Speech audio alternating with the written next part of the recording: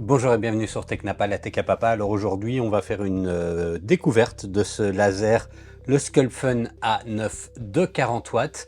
J'avais déjà testé des lasers Sculpfun sur ma chaîne. J'avais été pas ébloui, mais en même temps, c'était une machine correcte. Voilà, donc c'était pas non plus un gros problème. J'ai donc ici maintenant une nouvelle itération d'un laser de la marque Sculpfun dans une version de 40 watts. Eh ben, regardons ensemble ce qui vaut. En attendant, n'oubliez pas ce que vous pouvez faire pour m'aider, le pouce, l'abonnement, le partage, etc. Et si vous voulez me payer un petit café, il y a le bouton Super Thanks. Allez, à tout de suite après le générique.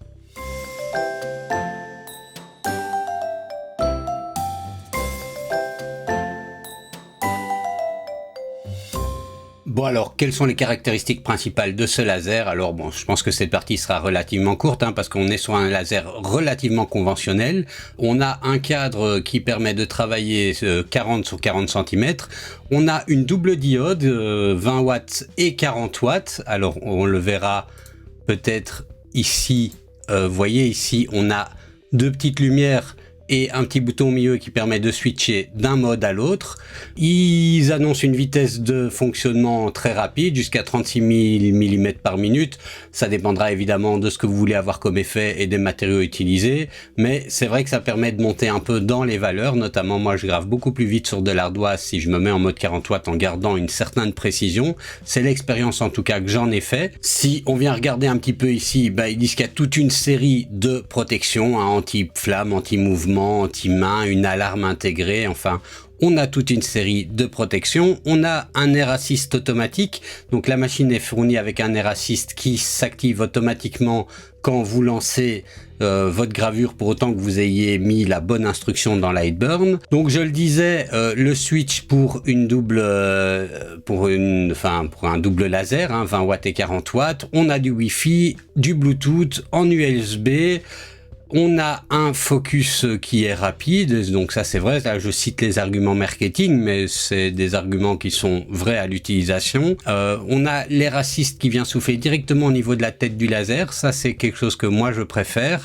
Et on a des pieds pour pouvoir, des pieds sont fournis et des pieds d'extension sont fournis avec la machine. Alors évidemment, ils nous annoncent un laser magnifiquement puissant qui peut découper comme ça dans de l'acrylique noir de 30 mm. Je sais pas si c'est en une passe, mais en tout cas, il peut découper dedans. On a le système de focus qui est en deux étapes, c'est-à-dire on a ici un focus rapide avec simplement un levier de focus. On vient mettre le levier en bas, on abaisse la tête et puis on la verrouille, puis on vient relever le bras. Et quand on veut découper, on utilise la petite molette de précision pour descendre d'1 ou 2 mm pour faire de la découpe. Ils disent, alors moi je ne sais pas si c'est la cause de ça ou plutôt grâce à ça, mais ils disent qu'il y a un système de structure qui favorise le fait d'éviter les problèmes de courroie, et donc ça c'est vrai. Alors moi j'ai eu aucun problème avec cette machine. On a les pieds qui permettent de mettre un roller en dessous ou travailler certains matériaux qui sont plus hauts, voilà, comme un skateboard, et ça c'est plutôt pas mal. Donc on a globalement une proposition qui est bien équipée. Vous verrez un petit peu mes conclusions dans la vidéo. Il y a un ou deux points sur lesquels j'étais plutôt... Je trouvais ça un peu dommage vu le prix, mais voilà, globalement on est quand même sur du 40 watts bien équipé. Et en parlant du prix, alors il est à 1149 $ sur le site de Sculpfun, mais si on vient chez TomTop, alors TomTop qui est le sponsor de la vidéo, je tiens à le préciser vu qu'ils m'ont envoyé le laser pour le tester, et donc eux ils s'en fichent un petit peu de ce que je dis de Sculpfun. Ce qui leur intéresse c'est que je parle de TomTop, voilà, pour être clair. On est ici avec un code que vous retrouverez en description ou le lien affilié directement ici. Vous voyez, c'est écrit Technapa dans le lien affilié. Vous pouvez l'avoir pour 889 €, frais de livraison compris, depuis un entrepôt en Allemagne. Allez, voilà pour les caractéristiques rapides. Passons maintenant à l'unboxing. Alors, on va retrouver dans la boîte, pour commencer, une plaque qui est en fait une plaque de protection pour le plan de travail. On a ici deux plaques de contreplaqué de 3 mm pour faire quelques petits tests. Et on a ici un ensemble qui est relativement premium. Alors, Le laser est presque complètement monté, il n'est pas complètement monté. Par contre, j'aime bien la couleur. On est sur un bleu comme ça que j'ai pas l'habitude de voir. On a le mode d'emploi qui est assez clair. Alors, il y a du français dedans, mais au niveau de la traduction, c'est pas top. Mais ça a l'air suffisamment clair que pour pouvoir le monter. Alors, on va retrouver une paire de lunettes de qualité standard, hein, donc comme d'habitude, protégez vos yeux, investissez dans une bonne paire de lunettes. On va avoir un petit chiffon avec pour nettoyer la lentille. Et on a ici un petit sac de rangement pour la paire de lunettes. Bon, ça c'est plutôt bienvenu. Ensuite, on va retrouver la tête de laser. Et là, par contre, on est sur quelque chose de costaud. Comme vous pouvez le voir, on a une tête qui est très imposante avec l'air assist qui est directement au niveau du laser. On a ici une petite cale pour le focus. Et je trouve ça bien, moi, quand c'est comme ceci, avec un petit bras de levier plutôt que le petit truc qu'on vient mettre en dessous. Le tube pour l'air assist. Alors, on va voir, mais on a un système de verrouillage de la hauteur du Z qui se fait manifestement avec une petite molette à verrouiller. Je peux voir aussi directement qu'on a un laser de 40 watts, mais qu'on peut le switcher en mode 20 watts pour avoir un petit peu plus de précision. Et on a une petite graduation sur le côté pour pouvoir ajuster nos mesures quand on veut monter ou descendre le laser en fonction de la pièce qu'on a en dessous. La prise de courant et un câble USB normal vers USB type A. On a un air assist qui est fourni dans le pack. On va retrouver également une série de petits accessoires, dont des câbles pour les moteurs. Une petite clé Allen qui a un format plutôt sympa. Donc moi j'ai mes propres tournevis, donc je ne vais pas ouvrir ça, mais c'est bien que c'est fourni avec. On a des pieds pour pouvoir le surélever. Et ça c'est pratique si on veut par exemple utiliser un Rotary. L'alimentation qui est plutôt costaud. On a l'antenne Wi-Fi et aussi un système de clés pour le verrouillage. Ils fournissent également un kit de réparation du laser avec des lentilles de rechange. Et enfin le cadre du laser qui lui est pratiquement monté. Il va falloir simplement venir fixer l'axe X. Bon alors le montage ne va pas être très compliqué, hein. D'ailleurs on voit qu'on n'a vraiment que quelques vis. L'idée principale du montage, c'est simplement de fixer l'axe X sur la structure. Bon, alors pour ceci, j'ai les quelques vis, donc je disais. Et vous voyez, on a ici un petit mécanisme. Alors on va commencer par bien le pousser un maximum vers l'arrière. Et vous voyez, on a ici des points de vissage. On doit simplement venir mettre l'axe X comme ceci. Et puis venir visser les 4 petites vis.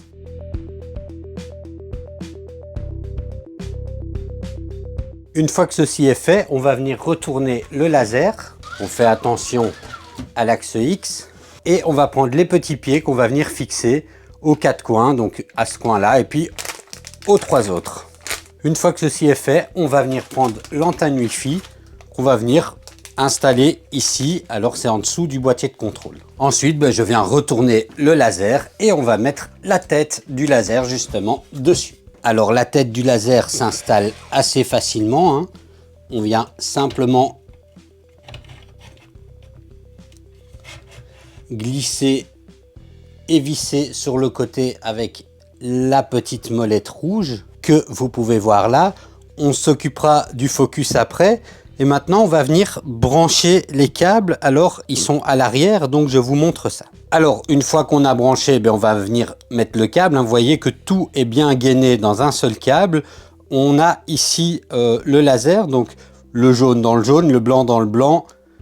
Rien de bien sorcier. Et là, on a un câble qui est assez solide. Et on a une petite molette pour monter ou descendre. Genre de choses que je ne ferai jamais parce qu'à mon avis, j'utiliserai toujours la petite molette du côté pour monter et descendre comme ceci. Mais bon, si vous préférez très précisément, vous pouvez y aller avec une petite molette qui est ici. Alors, il reste le tuyau de l'air assist qu'on va venir simplement fixer comme cela. Et voilà, c'est déjà branché, hein. Il ne nous reste plus qu'à brancher l'air assist, donc on met le tuyau de l'air assist là-dedans. La pompe est ici, donc rien de bien sorcier, hop, comme ceci. Et on va maintenant venir faire les branchements. Alors les branchements s'effectuent au niveau du panneau de contrôle qui est sur le côté de la machine, pas sur l'avant. On vient déjà brancher la pompe de l'air assist. Alors c'est un air assist automatique, donc ça veut dire que on n'a pas une alimentation externe, c'est alimenté par le laser. Et donc on vient le brancher ici au milieu. On vient brancher le câble pour mettre à l'ordinateur ici. Alors il y en a un qui est fourni avec, mais j'en ai un autre un petit peu plus long que je vais venir mettre là, voilà. Et ensuite le câble de l'alimentation du laser tout simplement, qu'on va retrouver ici. Et voilà, une fois qu'on a tout branché, eh ben, on a deux choses à faire. Débloquer le bouton stop, hein, puisqu'on a ici un bouton d'arrêt d'urgence qu'il faut débloquer, et venir mettre la clé et la mettre en position on. Et puis le laser s'allume. Alors là vous entendez le bruit au fonctionnement, au repos, j'ai envie de dire. Petit point, donc j'avais dit, on a le switch pour savoir si on le passe en 20 ou en 40, et on a une petite LED qui nous indique dans quel mode on est, et ça je trouve ça plutôt bien. Alors avant de l'utiliser, donc vous entendez ici le bruit, c'est le bruit de l'air assist en fait, et la pompe là au démarrage est en fonctionnement, donc ça fait un petit peu de bruit. Je vais la débrancher uniquement le temps que je continue à vous montrer quelque chose, mais après je la rebrancherai évidemment pour l'utilisation. Alors la machine n'est pas fournie avec un honeycomb, mais je suis équipé avec une plaque pour protéger le bureau et le honeycomb, et je vais en profiter pour vous montrer comment se passe le focus sur cette machine. Imaginons que je veuille graver sur cette planche, on va d'abord venir débloquer ici la molette rouge, remonter un petit peu, venir abaisser notre cale et venir relâcher complètement et resserrer. Et là, on sera à la bonne hauteur focale pour graver. Si jamais on veut découper, bon, et alors pour graver, je vous conseille de laisser en mode 20 watts, mais si jamais on veut découper, on passe en 40 watts, et c'est à ça que sert la petite molette aussi sur le côté. On a ici un positionnement avec une flèche qui nous dit à la hauteur qu'on est, et ils disent dans le manuel que si on veut découper, on fait la focalisation d'abord rapide avec le petit bras de levier sur le côté, et ensuite on vient descendre de 1 à 3 mm. Voilà. Et c'est à ça que sert la focalisation précise. C'est pour pouvoir descendre plus précisément de 1 à 3 mm en dessous de ce qui a déjà été déterminé par le petit levier de focus pour découper. Alors si je fais un premier coup d'œil comme ça rapide, mes premières constatations, premièrement je dirais qu'on est sur un modèle qui inspire du sérieux. Alors inspirer le sérieux, ça ne veut pas dire qu'après c'est bien, mais en tout cas on a rien qui fait cacaille sur le modèle. On est sur du métallique complet, on a une structure solide, le rail linéaire a l'air d'être bien efficace et bien solide. Au niveau des courroies montées, pré-montées, j'ai pas de réglage à faire particulier, en tout cas sur celui que moi j'ai eu. Après c'est quand même toujours quelque chose qu'il faut vérifier, ça c'est certain. On a un système, un câble management qui est quand même plutôt correct. Ici avec un câble solide, j'avais déjà eu, c'était sur un laser Toutrise, mais un petit câble, et puis avec le temps et l'utilisation le câble s'arrachait, et ça c'était pas top. Pour le reste tout a l'air d'être bien propre, donc ça c'est pour les questions positives. Il est fourni avec un air assist, j'ai pas encore testé l'efficacité à ce niveau-ci, mais il est fourni avec un air assist, il est fourni avec 2 séries de pieds en fonction de la hauteur qu'on a besoin. Tout ça c'est très bien. Le panneau de contrôle est sur le côté ici, mais par contre on n'a pas de mode hors ligne, donc c'est un laser qui va devoir travailler tout de suite directement lié à Lightburn ou via l'application. L'application, voilà, moi ça m'intéresse pas. Si ça vous intéresse de voir à quoi ressemble l'application SculPhun, n'hésitez pas à retrouver mon test précédent d'un laser SculPhun, je la montrerai en détail, mais elle est similaire à peu près toutes les applications qu'on voit pour le moment, c'est-à-dire parfaitement inutile. Parce qu'on a tellement plus de possibilités quand on travaille avec un ordinateur. Alors du premier coup d'œil comme ça, les points que je trouve un petit peu dommages, il n'y en a pas des masses, hein, parce que franchement, moi j'aime bien la structure, ça fait solide. Néanmoins, il y a quand même 2-3 choses. C'est le fait qu'on n'a pas d'écran. Alors moi personnellement je m'en fiche, mais je sais que c'est quelque chose que beaucoup demandent habituellement, c'est d'avoir un accès à un écran. Mais par contre là où je trouve un peu dommage, c'est qu'on n'a pas non plus accès à un port pour une carte SD. Et ça, ben oui, hein, je trouve ça dommage parce qu'on ne peut pas du tout travailler en mode hors ligne avec ce modèle là. Bon, après je dis ça, moi personnellement je travaille jamais en mode hors ligne. Je suis toujours avec l'ordinateur branché à Lightburn, j'aime bien le contrôle direct. Mais ça limite la possibilité en fonction de vos cas d'usage à vous. Ensuite, autre chose que je trouve un petit peu dommage, c'est que les réglages des courroies se fait avec des vis et non pas à molette. C'est un système que je trouve... Enfin, il y a comme ça débat. Certains préféreront un système à molette parce qu'on peut plus facilement y avoir accès.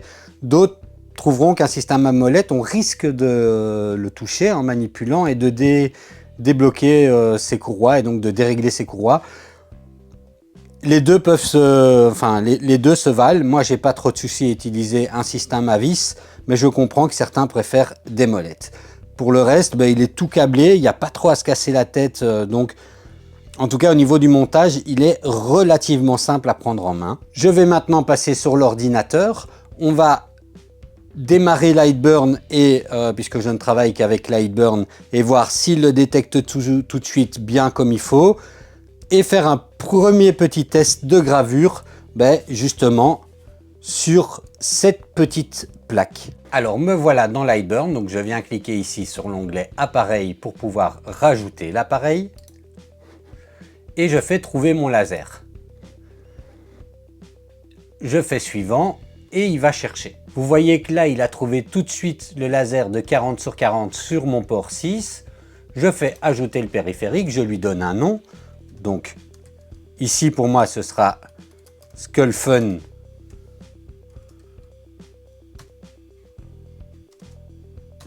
A9. Allez, on va préciser 40 watts. Et maintenant, vous voyez qu'il bouge. Il vient faire son homing. Si je fais un test de déplacement avec une longue course ou des courtes courses,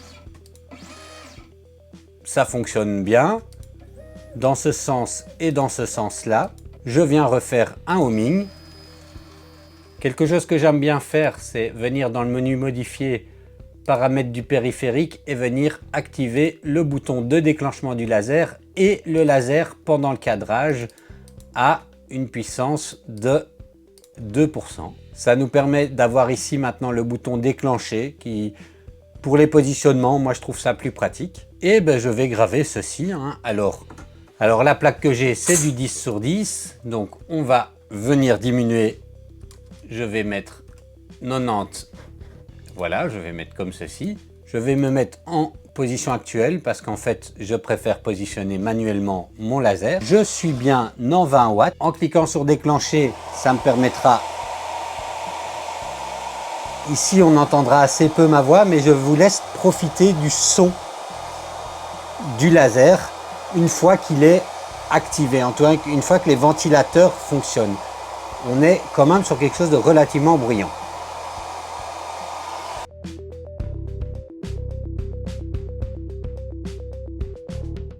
Alors voilà, la première gravure s'est bien passée. Je trouve juste, donc vous pouvez voir, je trouve juste que l'air assist n'a pas l'air aussi efficace que ça. Ça a laissé un petit peu de suie. Bon, bah, j'ai déjà eu un meilleur résultat, mais ça va, hein, c'est correct. Faudra peut-être un peu frotter, mais voilà. Hein, premier résultat, ça passe bien. On va faire maintenant un test de découpe. Alors pour ça, je vais essayer de découper un petit bol. Alors, on va découper dans la plaque qui a été fournie avec, hein, de 3 mm. Alors, me voilà ici dans Lightburn avec mon fichier hein, de découpe. Je vais juste mettre des paramètres de découpe.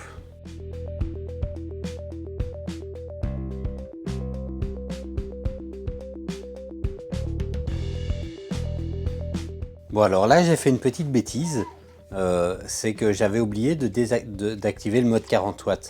Donc j'ai mis les paramètres de découpe en 40 watts. Mais ça n'a pas passé complètement, donc je vais... C'est de ma faute, hein, mais donc voilà. Hein. Je vais recommencer, mais en mettant la diode 40 watts et puis au passage ça nous permettra de faire un petit peu la comparaison. Là j'étais à 100% de puissance pour 750 de vitesse.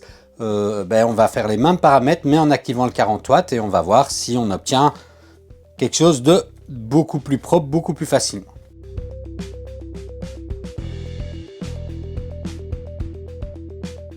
Bon alors il y a quand même sacrément de la fumée. Donc on voit qu'il y a la puissance qu'elle est là en plus. Et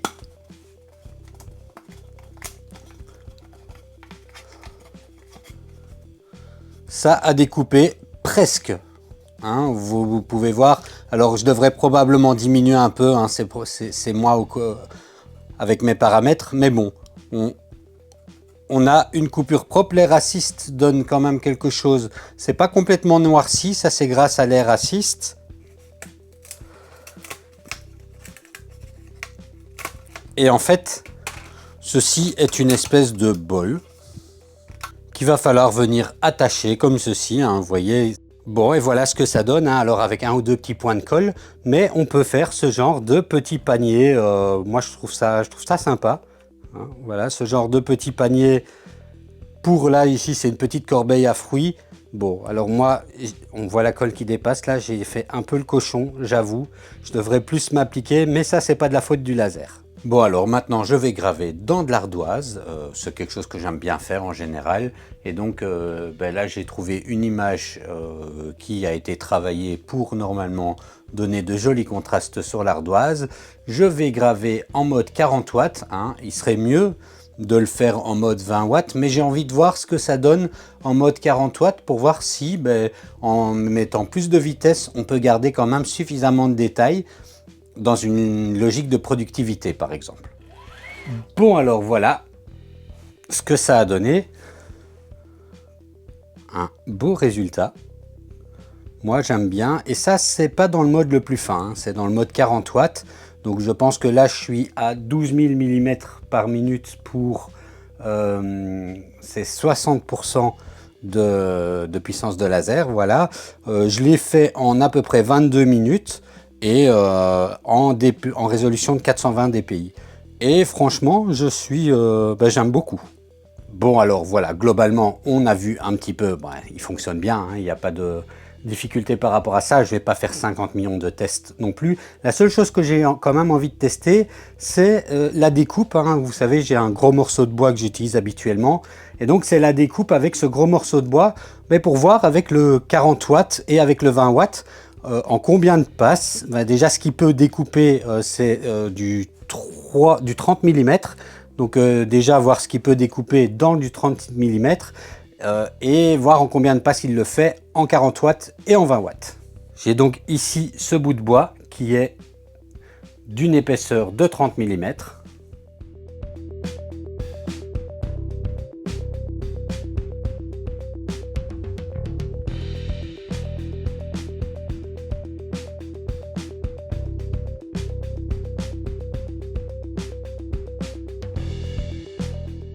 Bon alors premièrement pour commencer, donc ceci est le 40 watts et ceci est le 20 watts. On peut déjà voir, bon ça vient d'une coupe d'un test précédent, mais on peut déjà voir que le 40 watts est pratiquement complètement découpé. Regardez, hop, je peux le casser à la main, il avait découpé tout sauf une petite ici nervure de bois plus compliquée. Donc on était déjà sur quelque chose de beaucoup plus solide. Alors que le 20 watts, bon, je peux y aller, il passe pas. Mais donc maintenant, je vais réessayer de couper le 40 watts et je vais faire 2 passes et on va voir si en 2 passes, il le prend.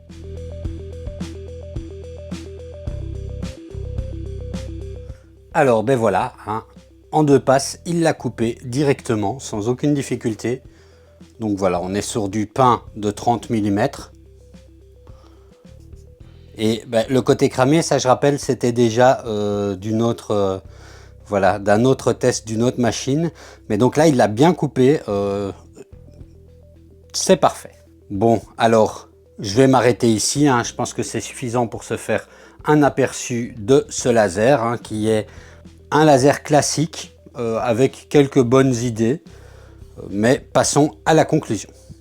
Bon, alors, quelle conclusion pour ce laser? Ben, je dirais, hein, je viens de le dire, un laser classique avec quelques bonnes idées. On n'est clairement pas sur une révolution. Hein. Le laser fonctionne bien. Je trouve qu'il a un charme, enfin un certain charme. Après ça, c'est vraiment une question de goût. Mais j'ai aucune difficulté technique avec le laser. Les courroies étaient bien tendues dès le début. L'assemblage, ben, il est pratiquement terminé. Il n'y a que l'axe X à monter et ça s'est bien passé. On a un rail linéaire plutôt costaud pour maintenir le mouvement de la tête de laser sur l'axe X. Et on a un design avec le boîtier de contrôle qui est déporté sur le côté. C'est pas plus mal, voilà.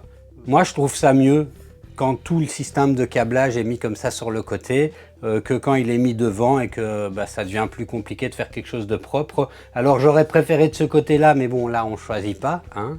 Je devrais avoir mon ordinateur de ce côté-là. Ça m'évitera de devoir faire passer le câble par là-bas en dessous. Mais voilà, au niveau de son côté pratique. Alors, au niveau de son côté plus technique et de son utilisation, on voit que il a l'avantage d'avoir la double diode 40 watts, 20 watts. Ceci est pas mal parce que sur un laser 40 watts, tout simplement, vous pourriez avoir peut-être un manque de précision quand vous voulez faire des gravures très très fines et extrêmement détaillées, comme par exemple sur des toutes petites cartes en bois ou des choses comme ça. Par contre, pour la découpe, c'est vraiment très très bien. Il découpe bien, il a une bonne puissance de découpe. On est dans un bon compromis. Et moi, je privilégie, quand on veut avoir un système avec une découpe forte, je privilégie les systèmes switchables comme ceci. C'est quelque chose que je conseille. Habituellement, vous allez avoir plus que suffisant avec le 20 watts quand il va s'agir de gravure. Et le 40 watts va être principalement pour la découpe. Ceci dit, avoir du 40 watts pour de la gravure, ça peut avoir un intérêt quand vous voulez aller plus vite, quand vous travaillez en série et que la précision n'est pas à ce point important. Et par ailleurs, on l'avait vu, hein, mais je rappelle quand même que ceci, qui est quand même plutôt pas mal, a été fait avec le mode 40 watts et donc ne nécessite peut-être pas une précision à ce point. Enfin, on a déjà une belle précision avec ça, c'est ça que je veux dire. Pour le reste, un câble management qui est propre, qui est un peu perfectible, notamment au niveau de l'air assist, mais on a hein, de quoi, c'est juste pas moi qui l'ai fixé, on a ici de quoi fixer sur le côté pour maintenir ça un peu mieux. Mais bon, voilà, là c'est vraiment pour chipoter. J'aime beaucoup le système de bras de levier pour le focus. Moi, je suis pas fan des autofocus et il n'y en a pas. Alors si pour vous l'autofocus est un indispensable, eh ben, il n'en est pas équipé, mais avec un focus manuel et un focus fixe, je trouve ça vraiment bien. Le système pour découper, je trouve ça un peu aléatoire, donc hein, c'est le focus dit rapide pour la gravure, et puis on vous dit de descendre de 1 à 3 mm avec la latte graduée du côté pour quand vous voulez faire de la découpe. Voilà, je trouve ça un peu moins précis. J'aurais préféré un petit switch, un petit bras à levier sur le côté en deux positions, une position gravure, une position découpe. Mais ça, c'est vraiment pour faire le difficile. Au niveau du bruit, il fait du bruit, voilà. Hein, mais alors moi personnellement, j'y suis pas sensible. C'est dans un atelier et a priori, on fait pas ça au milieu de son salon. C'est pas très sécurisé et si on le fait, on essaye de faire des découpes qui sont pas trop longues qu'on aère bien, qu'on a un système de purification d'air ou autre. Donc, je trouve que le débat ou la question autour du bruit d'une CNC, hein, puisque c'est une machine à commande numérique, que ce soit un graveur laser ou une découpeuse ou ce qu'on appelle les CNC fraiseuses, ça reste des CNC. Je trouve que ce débat-là, sont des machines-outils, quoi. Ça fait du bruit des fois, mais parce qu'il y a de la puissance et parce qu'il y a du travail dedans. Donc voilà, je trouve, en ce qui me concerne, que c'est un faux débat. Pour le reste, ben voilà, hein, je dirais une expérience plutôt positive. Je trouve, vu qu'il n'y a pas de mode hors ligne et que il n'y a pas non plus de Honeycomb fourni, éclair assist qui est fourni avec, qui est bonne mais sans plus, je trouve le poêle un tantinet haut, mais vraiment un petit peu. C'est juste que la concurrence est forte sur un marché où d'autres modèles, pour un prix un tout petit peu plus élevé, peuvent se montrer beaucoup plus intéressants en offre d'équipement et d'options standard fournies avec, je veux dire. Donc, moi, j'encouragerais la marque à revoir un tout petit peu leur grille tarifaire pour descendre un petit peu le prix pour qu'il soit vraiment super intéressant. Mis à part ça, intrinsèquement, pour moi, c'est une bonne machine. Voilà, n'hésitez pas à laisser un commentaire, un petit pouce, tout ça, et je vous dis à dans une prochaine vidéo.